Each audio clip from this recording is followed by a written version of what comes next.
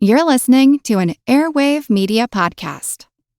Welcome to From Beneath the Hollywood Sign. If you love old movies, Hollywood history, or the golden age of filmmaking, you've come to the right place. This is the podcast that talks about amazing stories of Tinseltown from another era and fascinating conversations with writer-producer Steve Cubine and actress-writer Nan McNamara. So, Steve, did Ava Gardner and Howard Hughes have a good relationship? Well, they did until he dislocated her jaw. What? Well, don't worry. She hit him back with an ashtray. From Beneath the Hollywood Sign is the gin joint for you. Recorded in Chicago, Illinois, with your hosts, Ken, Matt, Neal, and Jeff. This is Triviality.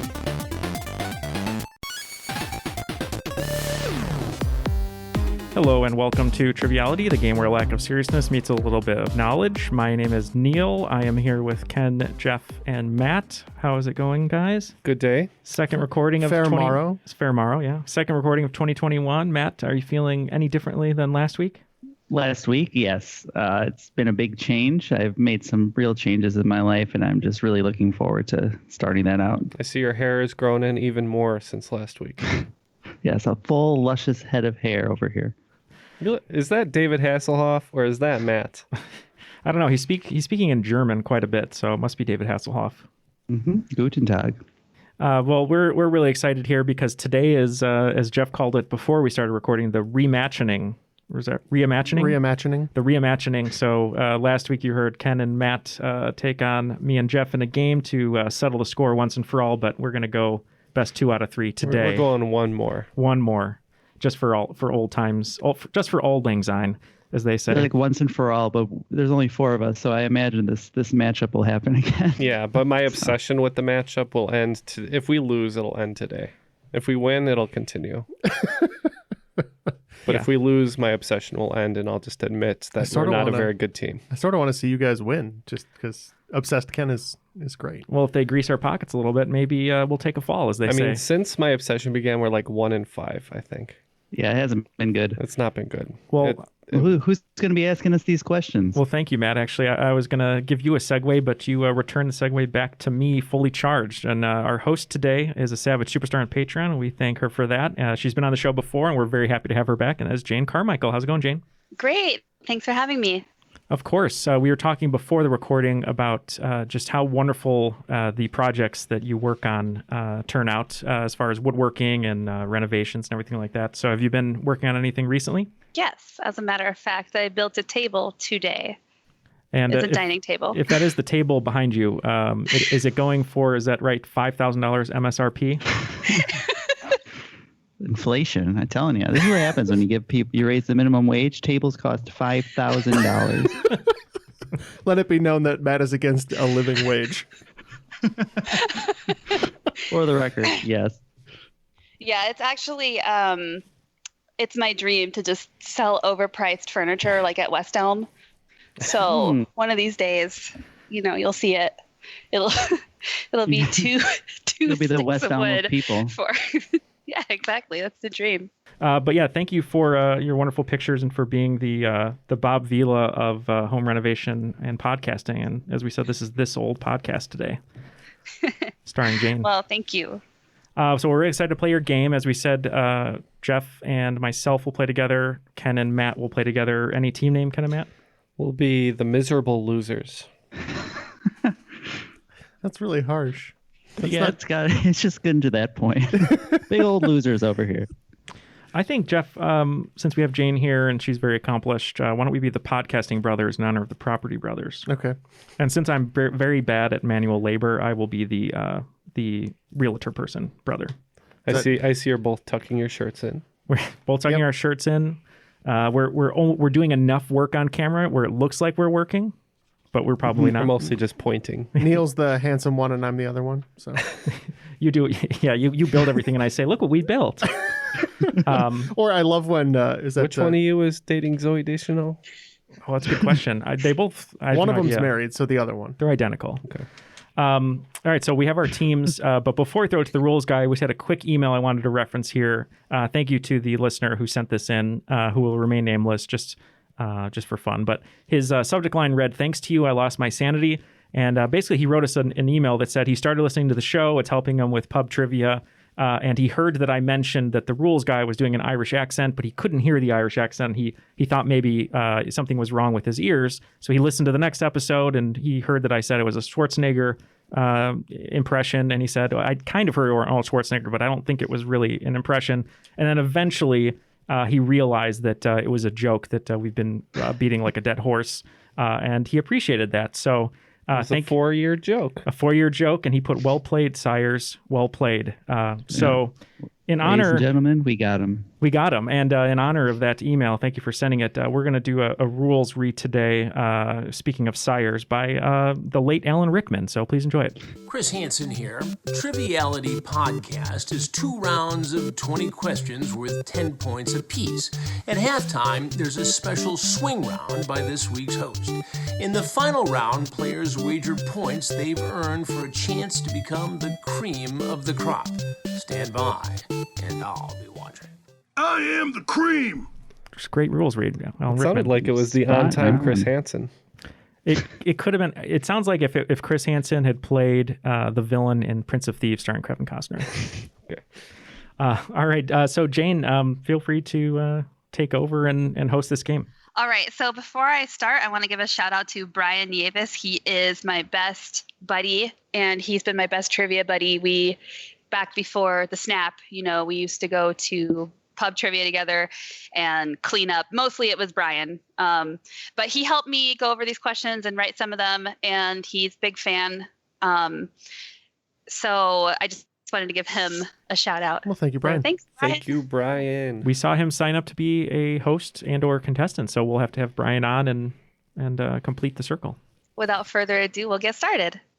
According to Ariana Grande, money can buy you happiness. Which iconic closet staple does she say costs the same, roughly $695 at Saks Fifth Avenue? Japanese barbecue. Or her tattoo. It's not that question. Now, I know the song, and I'm going through it in my head, and it's getting to right up to where she says the thing, and then my brain it starts playing the Wellerman sea shanty song. I thought Matt was going to just say that he bought it. So, all right, let's get a sample, Matt. So, no. No. I believe that happiness is the same price as red bottoms, which are Louis Vuittons.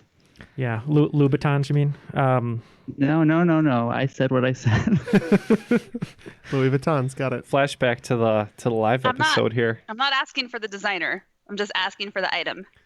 You guys? Yeah, we said shoes. Yeah. Okay, so the answer is red bottoms because in the lyrics it says red bottoms.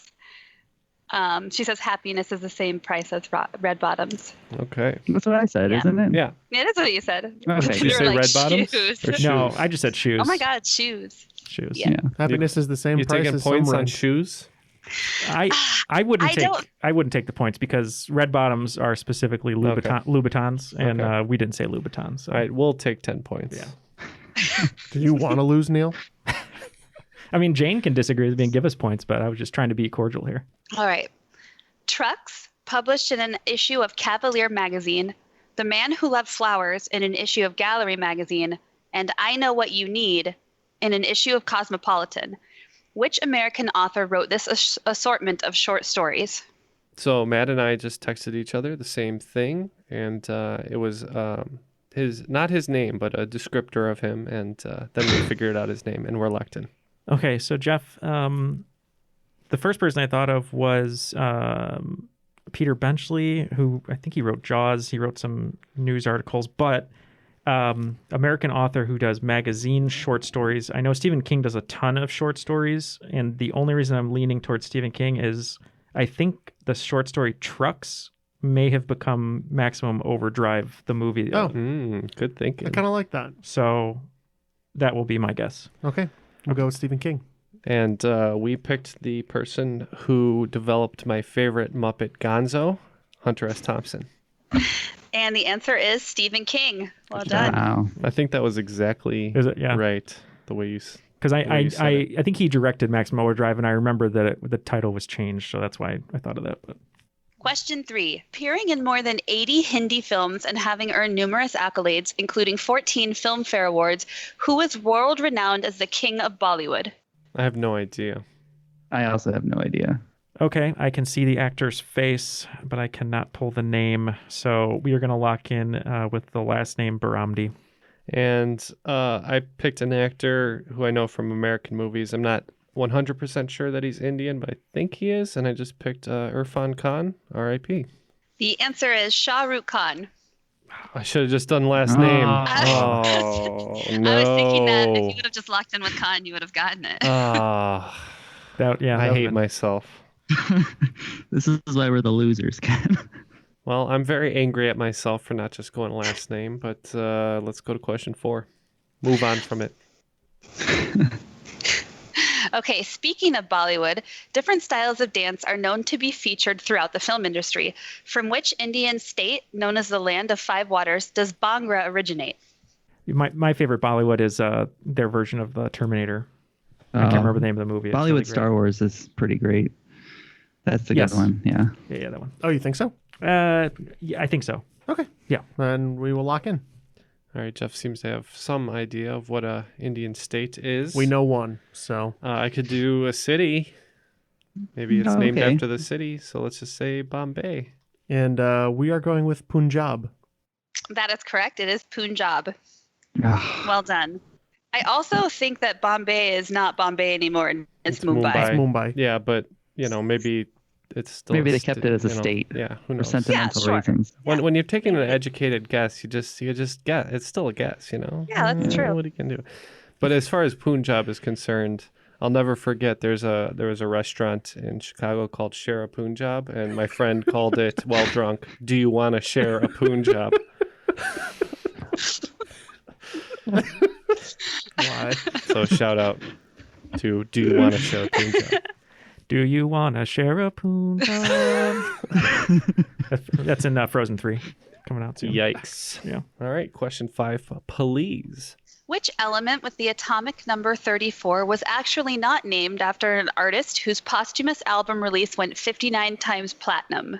Tupac, I was Notorious B.I.G. I was thinking about B.I.G., Tupac, Shakarium.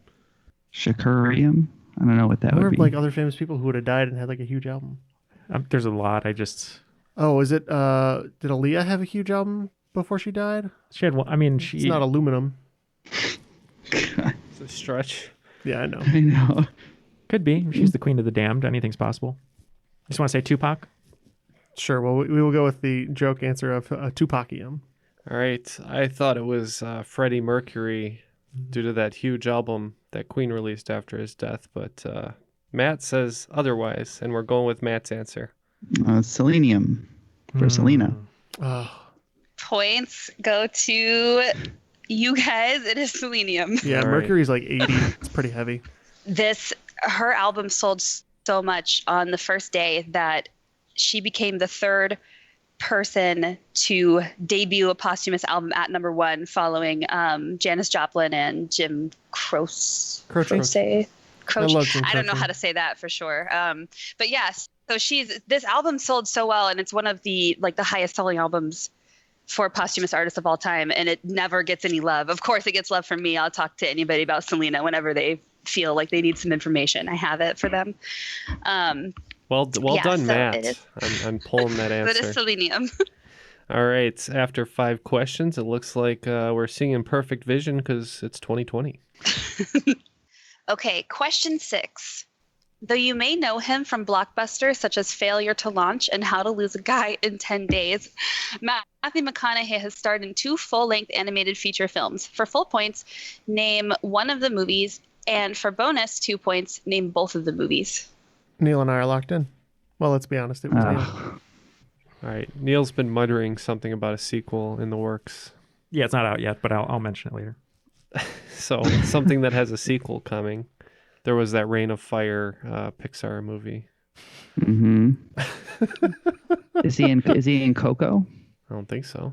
Man, I have no idea. I can't think of a single Matthew McConaughey animated thing. Was he in Fern Gully?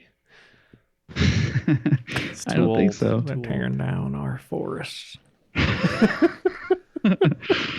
The Him and Tone the Loc. Pixar version of Dallas Buyers Club, poorly received. That's. I don't know if I get there. I don't know. Let's tap. All right, so the first one we locked in with when I was teaching theater, the kids used to watch this one all the time. We locked in with Sing. He's like the businessman in that movie. He's a koala, I think, that wears a suit. And then the sequel, I think, comes out this year, so Sing 2. And then for bonus, I'm almost positive it's a really great movie. I think he's in Kubo and the Two Strings. So we locked in with that too. Absolutely correct. It is Sing and Kubo and Two Strings. I was never getting there, so No. I don't was even like, feel what is bad. Sing? And I looked it up, and it got a $600 million box office. I don't even know what it is. It's like American I mean, Idol-ish. I've seen Kubo, and I've heard of Sing, but who is he in Kubo? I don't know. I just know he's in it. All right. Question 7. Nudibranch is the formal name for what mollusk, also known as the jewel of the sea? Jeff, tell me what you know about mollusks. How about this? We're gonna lock in an answer. Oh my God, I can't think of the name now. I'm just gonna say it. What's the food that you cook that's a little white thing? Oysters? No. It's soft. It's like gummy. You fry it and then you put a little caramelization on the bottom. Yeah, you know how to cook things? They're really expensive. Oh my God. This is killing me. Scallops. Scallops, thank you. Scallops. Let's just say scallops. Okay, fine. So mollusks are clams, oysters, snails, octopi. None of those seem very jewel-like. No. What about like a gooey duck or a quahog clam or something like that? You want to say gooey ducks? Yeah, fine. I like gooey ducks. Okay. Yeah, we didn't know. I was just trying to come up with the name of the very expensive fish things that Ken correctly helped me name as If scallops. it's scallop, I'm going to be pissed. Scallops is what I was thinking of. I'm going to be pissed at you. So we locked in with scallops, yeah. Unfortunately, no points around this time. The answer is sea slug. Oh. So they don't actually look like land slugs, which are kind of gross looking. These are actually multicolored, really beautiful sea creatures that I learned about in a children's book when I was doing 4th grade homework last week. All right, moving on to question 8. Miter, zucchetto, camaro, and capello romano are all types of which item? Bonus points if you can tell me the specific type of item. You said miter, Danny Zuko, Capello, Romano, and one other one. All right, so when I think of Camaro, I think of Z28s. When I think of Zucchetto, as I said, I think of the T-Birds, Danny Zuko. Yep, miters I only know about joinery, so... So we initially said cheese, but that could be a trap. Because Romano makes me think of cheese, right? It does, yes. But that probably just means like it's from Rome or something. Do you think it's possible? Oh my God. Do you think it's a possible? I don't know why I did that subconscious. Do you think it could be like some sort of metal? Like a Camaro metal or Capello Romano metal? Dude, I'd rather go with cheese. Okay, fine. We'll lock in, as the French say, fromage. Okay. We are circling back around to the carpentry and saying they're saws, because we know miter saw is a saw. Unfortunately, no points either this time. No. These are all hats, headgear, and more specifically, like a bishop's religious headgear mitre? or papal hats. Okay. Oh, okay. We should have known because of Urza's miter, the magic card. Yes. Oh. Do you have a lot of saws, Jane? I have about 6 of them. Oh, wow. That's a lot of saws, yeah. For different... The answer was for yes. different things. Yes. Well, is that a lot? I mean, when That's I go more to than Home the Depot, average like person's. 40 I don't of them. think it's a lot. I have 2 Japanese flush cut saws. Just flesh cut saws. Keep your personal life separate, Jeff. We don't need to know that. Jeff and his flesh Got saw. 2 Japanese flesh cut saws on loan from Takeshi Miike. Yeah, right. Oh my gosh. Ah, goodness. It's a Sunday, okay? True. Can we not? All right. Moving on to question 9.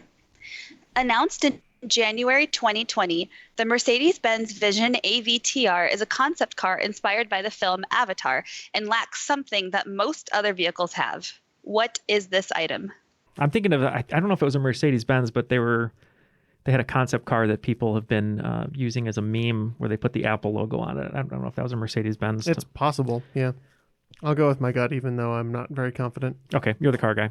Okay, Matt, you think maybe it's like a self-driving car without a steering wheel, or? Yeah, that seems possible, especially if it's just a concept. Because I know that they've been testing out a lot of self-driving, but that's more Tesla, which is why I was kind of not sure there. But we can lock in with steering wheel. Okay. We took a guess that it has no windows. So points to miserable losers. It is steering wheel. About time we got back on track. All right, let's finish the round off strong. I want a here. train, but it's a car. Give us a good one, Jane. Okay. Question 10. The last attempted by Joey Sly of the Carolina Panthers in 2019, which very rare rule was last successfully exploited in 1976 by Ray Wersching of the San Diego Chargers. Okay, we can lock in then. So we both think it's maybe a kicker related? Yeah, I believe Joey Sly is a kicker. I just don't know if it's like, I don't think this is a rule where you can, on kickoff, you can kick it through the uprights and you get points. I don't think that works. And as far as punting is concerned, I really don't know what would have not been done since 1976. So did the place kicker, like, can they take a direct snap, or like, did they fake and then throw a touchdown, or maybe it's a drop punt, but people do that all the time. A drop kick. Can you drop kick a field goal? Oh, maybe. Maybe I think you legally can, as long as it touches the ground. Yeah, let's do that. All right, we'll say drop kick a field goal. Okay. So the rule is if you make a fair catch, you can get a free kick from where you caught the ball, and it's not used often because usually you're not fair catching the ball, on the other side of the field. So I think that's the answer. I'd say it's called like a fair catch kick is what I think the rule is. It is indeed the fair catch kick. Mm-hmm. That is precisely how it works. I think that people don't go for it very often because punts are usually pretty far downfield and it's unlikely to actually get any points off of it, but sometimes it works out. Yep, I knew it all along. Ken had it written down all there. Thanks to me on that one. And thanks to me, the miserable losers are in the lead, 40-32. Okay, so this is where the lack of seriousness, I think, comes into this whole game. Oh, now today. It's coming in, you're saying? This is it. We've arrived. So myself and Brian came up with a before and after type swing round, but it's actually before, during, and after. So there's 3 components that you'll need to put together to form the answer. They may or may not be in the correct order. So you have to find the right clue and then put it in the right order to make everything work out. Okay. Sitcom starring Betty White as a Polish caretaker ends with the NFL's second 0-16 team appropriately admitting, well, nobody's perfect. Number 2, Jessica Alba and Paul Walker get released from prison and save an orphanage as documented by these fairy tale writers. Number 3, Jiminy Cricket's overplayed song about the flag of Israel as developed by Mr. Mycover and Uriah Heep. Number 4, actress who plays Princess Poppy gets a little love from the youngest NFL MVP of all time. Number 5, the 2011 album Torches gives us a hit song about The Rock Dwayne Johnson performing his signature move on an off-flambe dessert that originated from New Orleans. Number 6, the writers of the show TGS with Tracy Jordan attempt to track down and punish Osama bin Laden for his responsibility in dropping the world's temperature to negative 460 degrees Fahrenheit. Number 7, Ole Gunnar Solskjaer manages Dr. Light and Dr. Wiley to a soccer victory in Fujairah, Ras Al Khaimah, and 5 other places. Number 9, C.M. Coolidge series of paintings that feature Mr. Pink, Mr. White, and Mr. Orange engaging in gambling and Lady Gaga karaoke.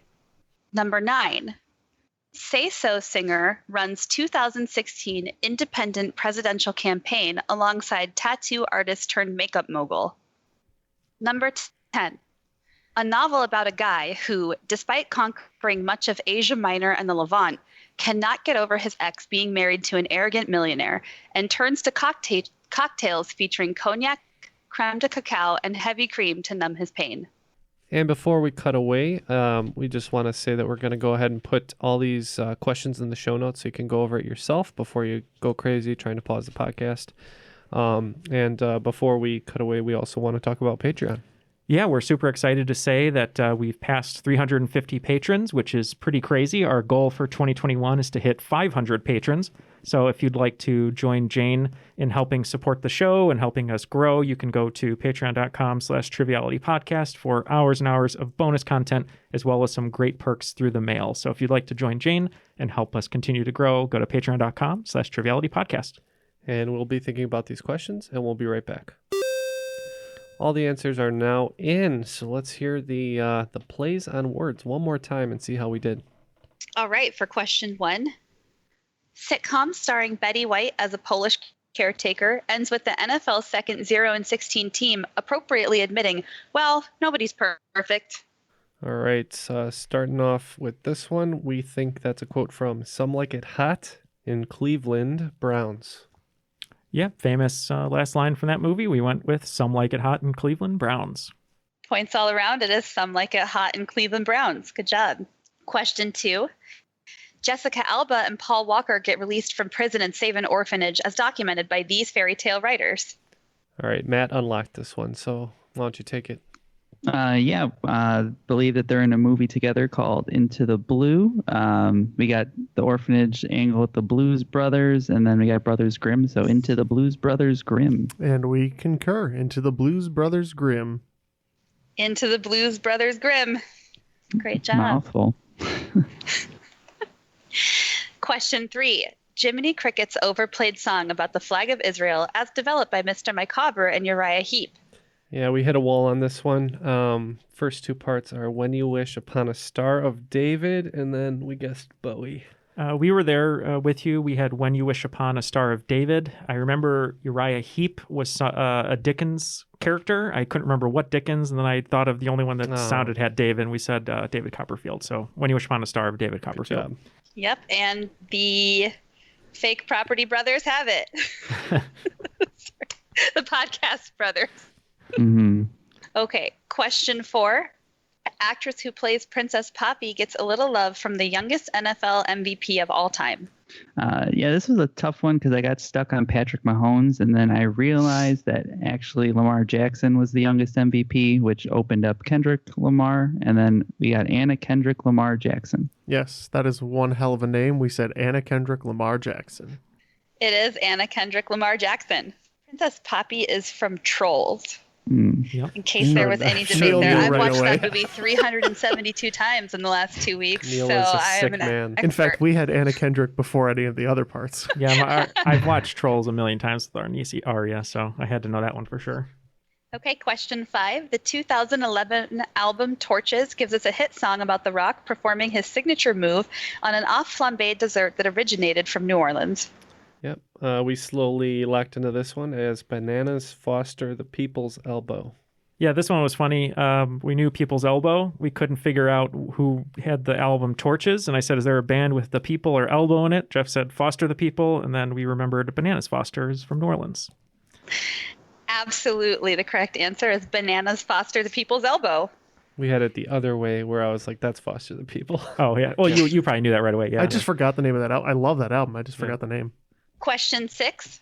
The writers of the show TGS with Tracy Jordan attempt to track down and punish Osama bin Laden for his responsibility in dropping the world's temperature to negative 460 degrees Fahrenheit. We're saying that's Absolute Zero Dark 30 Rock.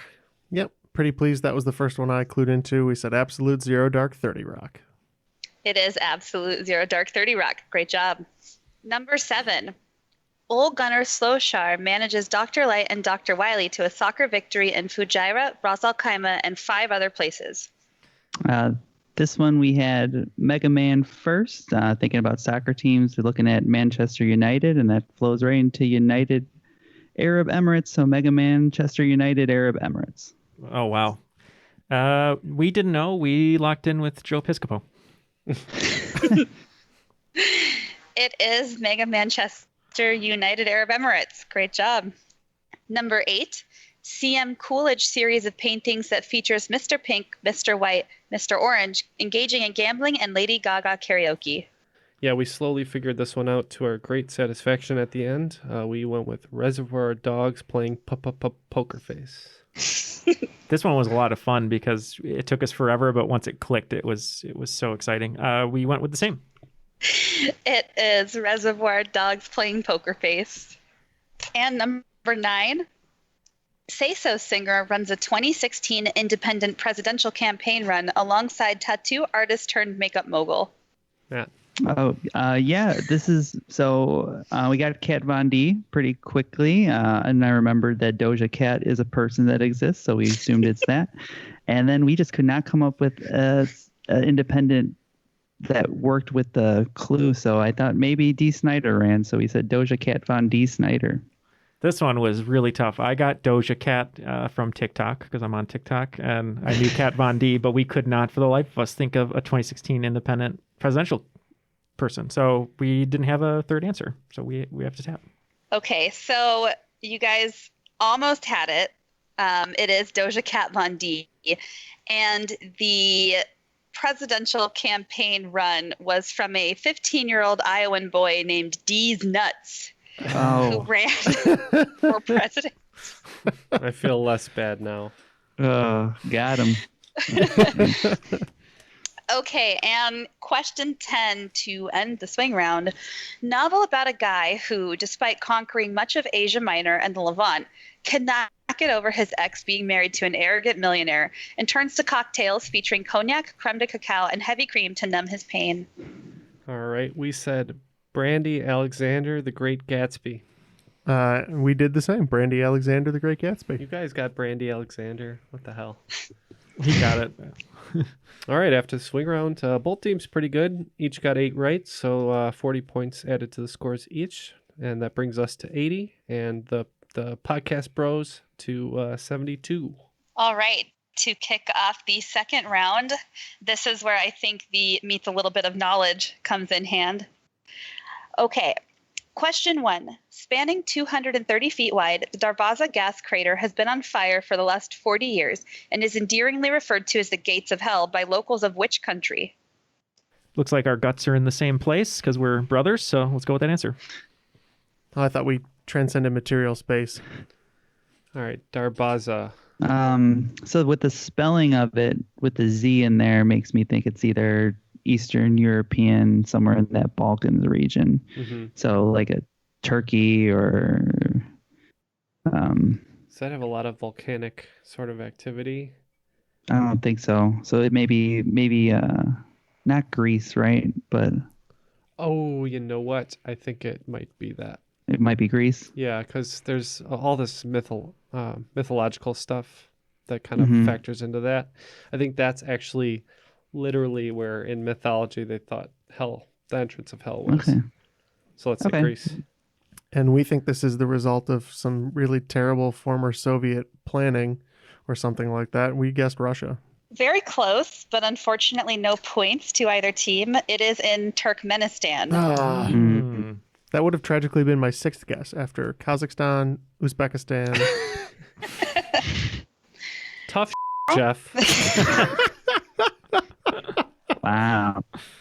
Question 2.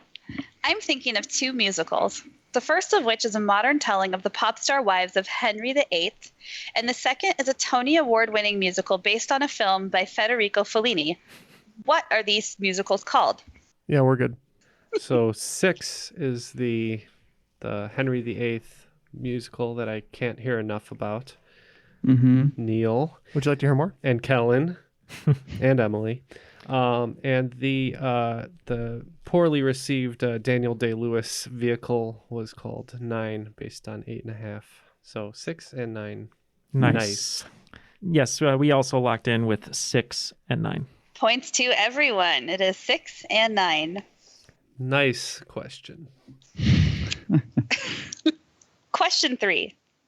Recently adapted into trendy wall art, which types of baskets are named for an ethnic group in southern Africa and not, as you might expect, a Pacific Island nation? I was just shopping for baskets. Are you kidding me? He's a man who owns 2 fake plants, Ken. Yeah, that's right. He's a I'm an classy man adult. now. He's got a real bed and a sunlight and He's got running water plants and A stove. maybe a sofa back there. Yeah, it's in there. A chair or 2? I'm sitting on one. Plates? Even? Whoa. They're paper. He's not just eating off of old pizza boxes anymore.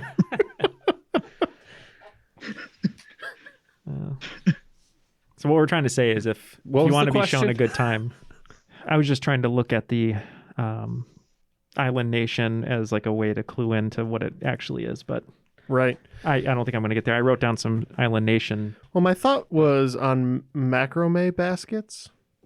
I don't know how that Micronesia. Oh yeah, macrone. I like that. Macrone. How do you feel about that's like that like fancy woven crap that people liked in the 70s? I bet you that's back. Right, and stuff you would not find. Oh, in a- it's so back. and you won't find it in a I have thrift shop. macrame table runner. Can you see it? Oh yeah, that's pretty. After he calls crap. Oh, yeah, looks my great. my sense of style, Jane, you must understand, is I would like a white room, and that's it. And a straitjacket and some padding. You mean? No, that's what we would like. I want something to be surgical, sterile looking. On that note, yeah, we'll lock in with macrone. Is that With what you're saying? what? Macrame. Macrame? Macrame. Macrame, sorry. All right, we're just going to say Indo for Indonesia because we don't know. So no points here. What you're talking about is macrame. Oh, macrame. So yeah, macrame, not macrome. But the island nation and ethnic group in the south of Africa, but not South Africa, is Tonga. I've never heard of So a Tonga basket. if you're on any of these sites, you'll see people with just like baskets arranged in some sort of pattern, and they're just calling them boho wall baskets now, which is kind of annoying. But the actual term is Tonga baskets. Okay. Moving on to question 4.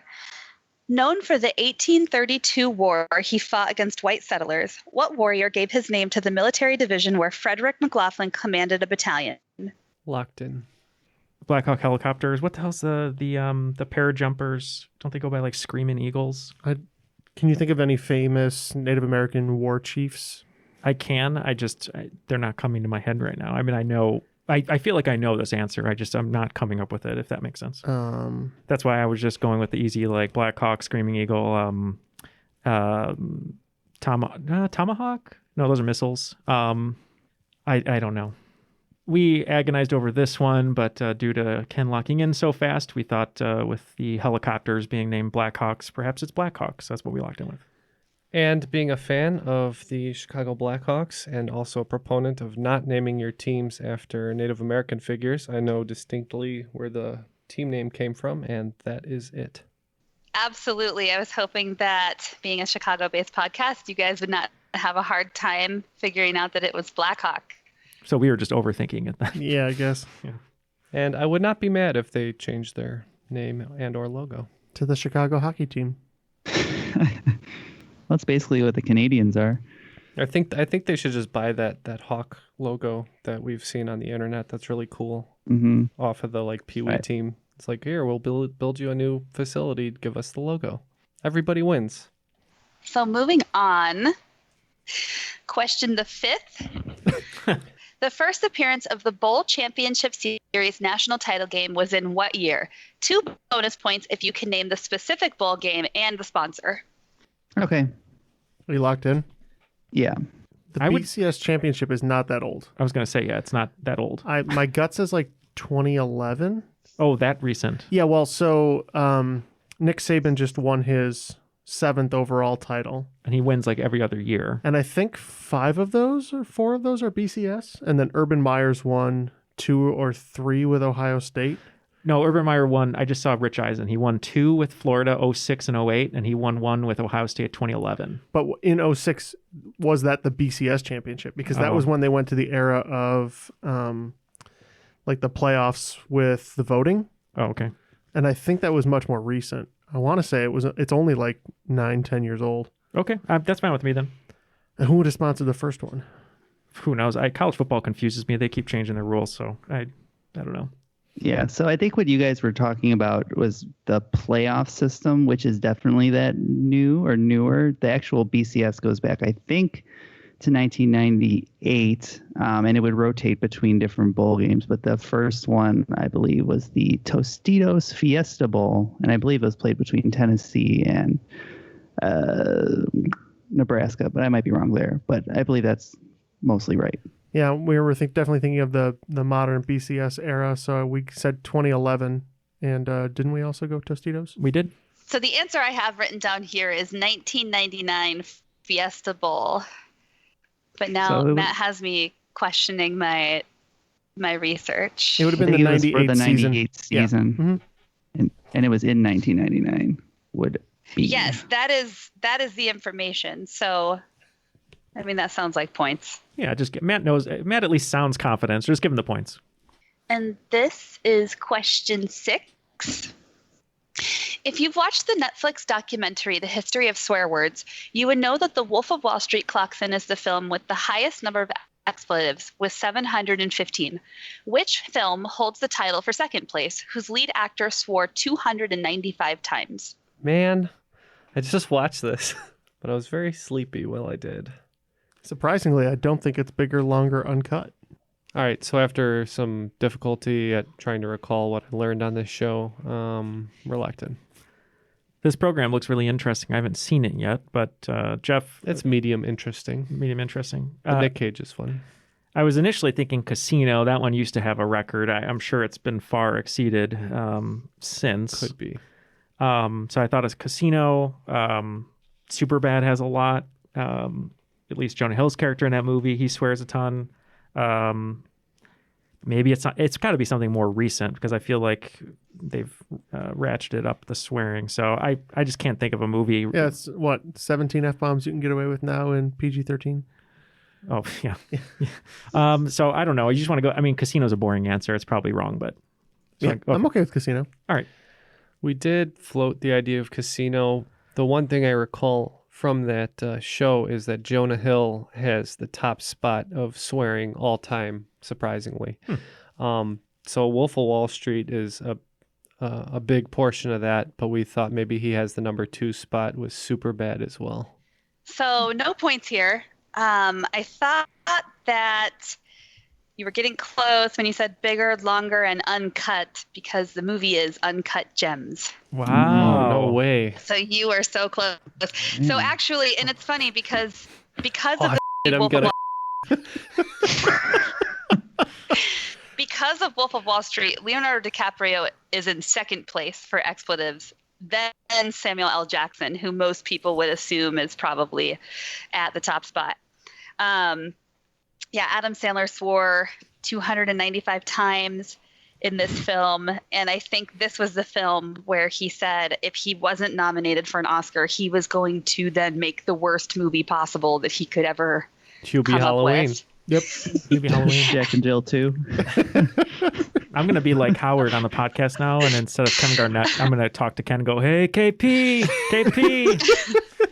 Hey, take a look at this over here. Don't leave, KP. Question number 7. Causing legal controversy due to its similarity to a 1949 Perez Prado instrumental, what German musician's 1999 hit did Sting's Brand New Day beat to win the Grammy for Best Male Pop Vocal Performance of the Year? One more time, please. Okay, I'll say it like a white person. No, that wasn't the problem at all. Got it. Okay. Perez? Perez. I got it. With some quick Googling. No Googling. I'm texting to Matt. No. Yes, 100%. I can't think of any German musicians from 99. I think Blue Dabo D, they were French. Eiffel 65. Yeah, I think that's correct. That was also earlier. That was like 97. Wait, were they German, but they did a song called Eiffel 65 even though they're not French? It could be. I saw a video on TikTok and I can't remember it now. Someone was making fun of it.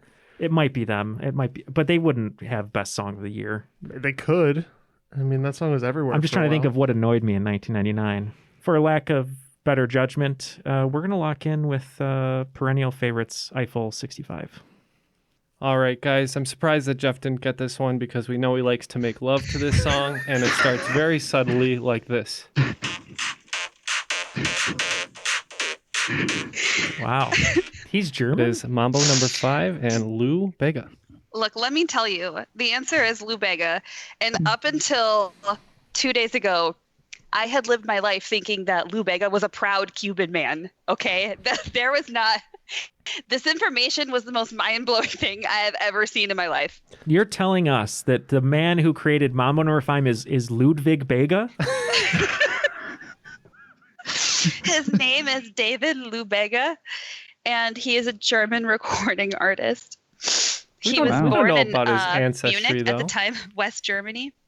Wow. And it lists his genres as pop, Latin hip hop, Latin pop, and ska, and mambo.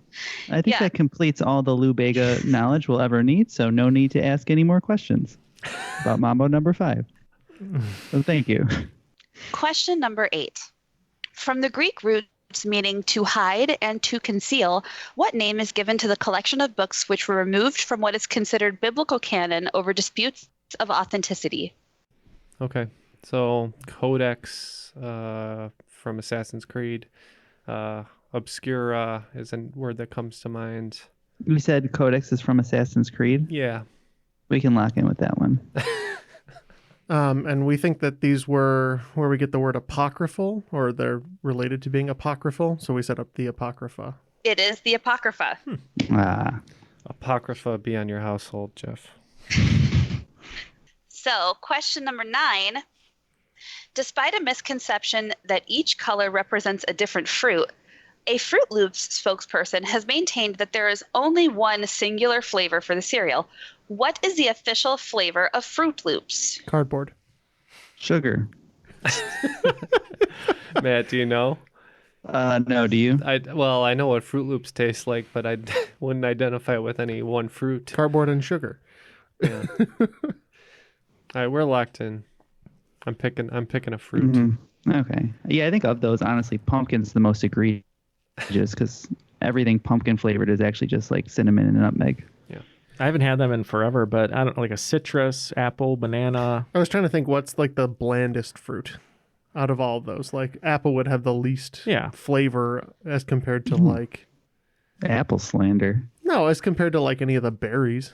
You know what? I don't mind apple because there are Apple Jacks, so maybe it was like a milder version of an apple. Those to do compete. taste like apple, I guess. So you want to go apple? That's their tagline. Sure. All right. We're locking in with apple. All right, let's go mango. We don't know.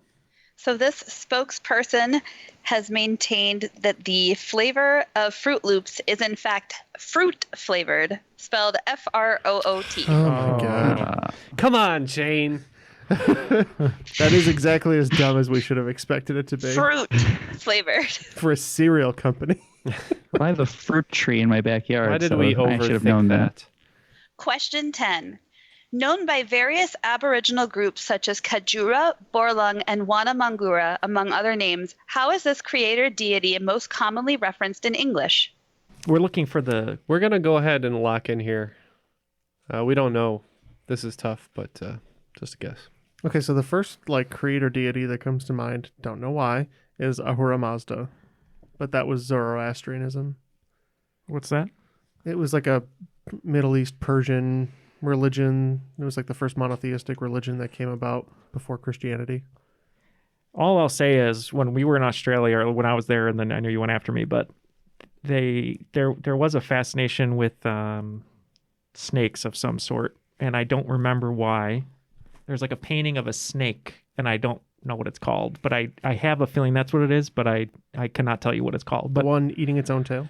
I don't know, but if we can just go with your Mayan idea, but I think it's like a deity that's like long, and if they paint it, I can't remember. But if I think about Mayans, I can only think about the destruction one. I think that's like Quetzalcoatl or something like that. Yeah, that's it's correct. Like the snake god thing. That's like a snake with winged things. Yeah. Yeah. That's fine. Whatever you want to go with is good because I can't come with that. We'll go with Ahura Mazda. And we just guessed Gaia because we have no idea. So the correct answer is the rainbow serpent or snake. You were close. I was close. I knew it was something to do with a snake, yeah. Okay, at the end of regulation, looks like the miserable losers are actually winning right now with 120, followed by the podcast bros at 102. So still close. But let's hear the final categories, see what happens. All right, your final category names are One Unlucky Name, Superheroes, Doctor Who, Literary Cats, and The Crown. Okay, our wagers are now in, so let's get the questions and hope for luck. All right, in the category of One Unlucky Name, the writings left behind after his apparent suicide and a massive fire which broke out on a ship named for him are some of the more unfortunate events which define the legacy of which first Secretary of Defense. In the category Superheroes, since 2015, the tales of Ladybug and Cat Noir have chronicled the lives of two teens with secret identities in which TV show airing on both Disney and Netflix. In Doctor Who, which phenomenon, named for the Doctor who discovered it, is described best exemplified in pop culture as the mismatch between the name of a color and the color in which it's printed? Literary Cats. Ginger is a four-legged member of the triumvirate known for wreaking havoc and causing civil war in the last installment of which famed series of children's books? And finally, in The Crown, Hassanal Bolkiah, who also served as the prime minister of an absolute monarchy, is the longest-reigning monarch after Queen Elizabeth II. He is among the richest men in the world, and he lives in the world's largest residential palace, the Istana Nurul Iman, with nearly 1,800 rooms. Over which country does he rule? Okay, we will think about these answers and we'll be right back. All the answers are now in, so let's see how we did. Hopefully we can pull out a victory today, Matt. Not looking good. Well, we'll see. So, in the category of One Unlucky Name, the writings left behind after his apparent suicide and a massive fire which broke out on a ship named for him are some of the more unfortunate events which defined the legacy of which first Secretary of Defense? Yeah, we didn't have much to go on here, so we just picked one of those guys in Hamilton and said Lafayette. And we had wagered 15 on this question. Yes. We wagered 5. We were just debating when the first Secretary of Defense was instated. We didn't think it was something that started in the beginning, but we couldn't come up with a good answer, so we just went with Roosevelt. So this is actually James Forrestal. He was appointed by President Harry Truman and then forced to resign by Harry Truman and had some, I guess, mental deterioration. And he was up at the, I think what's now Walter Reed Hospital in Bethesda. And they think that he jumped out of a window. Okay. But of course, there's, some high up government conspiracy theory that he actually didn't commit suicide and maybe something else happened. And then there's the ship was the USS Forrestal. It was the world's first supercarrier, predating the Nimitz class carrier, which is what I was on. And a massive fire broke out on it and took the lives of a lot of people. It's crazy. Ooh. Oh, Yeah. Yeah, so very unlucky name, Forrestal. Sorry to bring everybody down. Oh, that's okay. Okay, and the category is superheroes. Since 2015, the tales of Ladybug and Cat Noir have chronicled the lives of two teens with secret identities in which TV show airing on both Disney and Netflix? So this one I'm not 100% sure on by any means, but I think it might be Cloak and Dagger, and we wagered 30. That's a good guess. We wagered 10 on this one. I don't think we came up with the right answer. I've seen a few of the kids superhero shows, and I don't think any of the ones I know would be the correct answer. But Jeff, our answer is? We jokingly guessed She-Ra.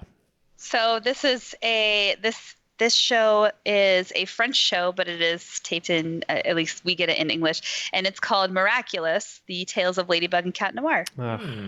We're I have been waiting for the next season of this show to come out. It is really good. My favorite animated French kid show is don't do it. Is Miraculous: The Tales of Drakkar Noir. Smells like my dad. He said, don't Smells do like it. everyone's dad. Yeah.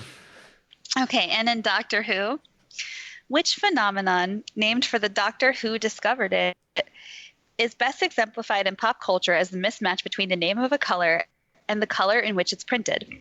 We had no idea on this one, so in honor of Bob Ross, for minus 10 points, we said Ross. Yeah, I thought this was maybe a Doctor Who question. Shame on us. We wagered 20 points. And despite the fact that I've sat for hours trying to read colors out loud that are mismatched just to prove that I can, I have no idea who did this effect, but we said Dr. Paisley. So this is Dr. Stroop, and it's called the Stroop effect.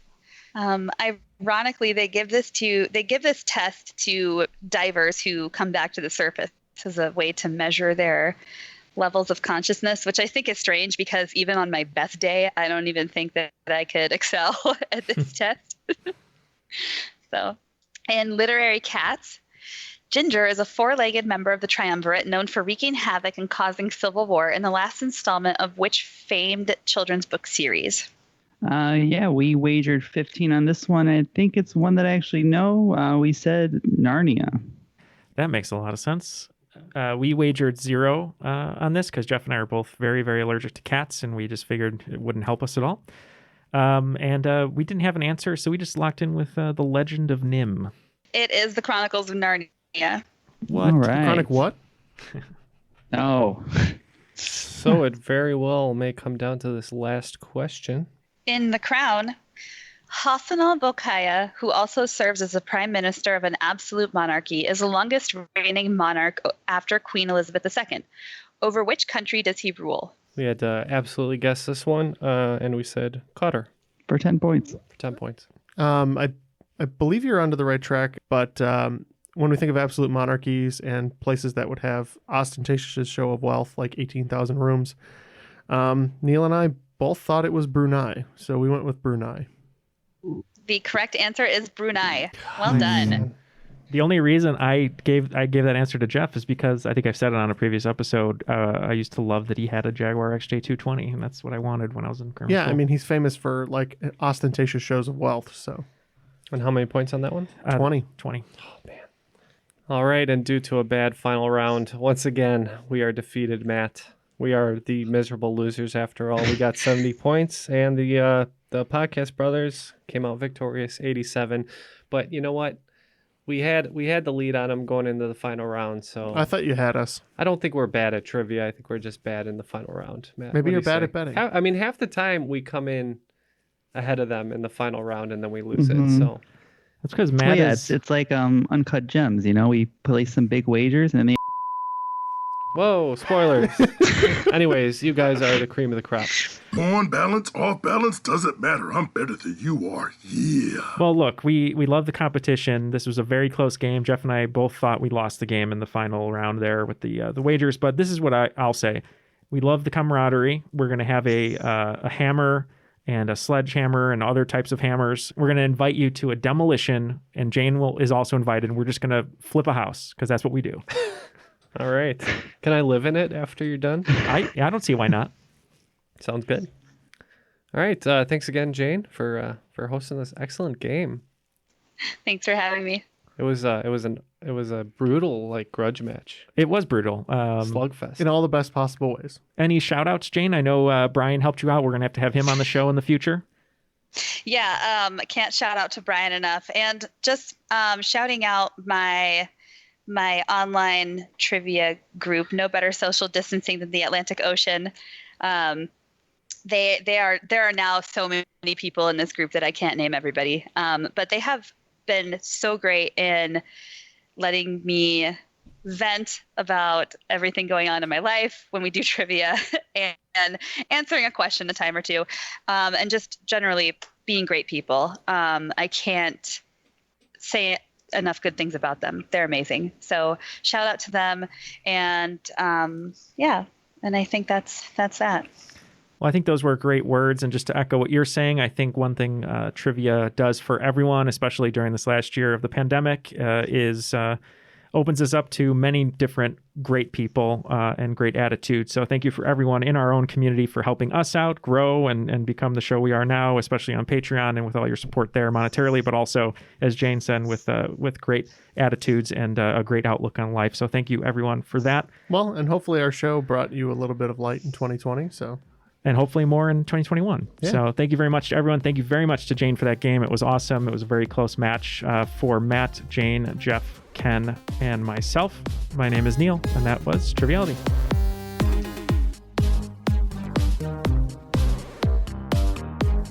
I like the intro. I don't mind it. So I'll possess your heart. Yeah. So you mind the long intro to I'll Possess Your Heart, but you don't mind the long outro to Transatlanticism? No, I skipped that too. Are you I don't kidding like long me? anything. Oh, Matt. I only got 3 minutes to listen to a song. Have some If it's not- patience, if- damn it. I don't like long anything.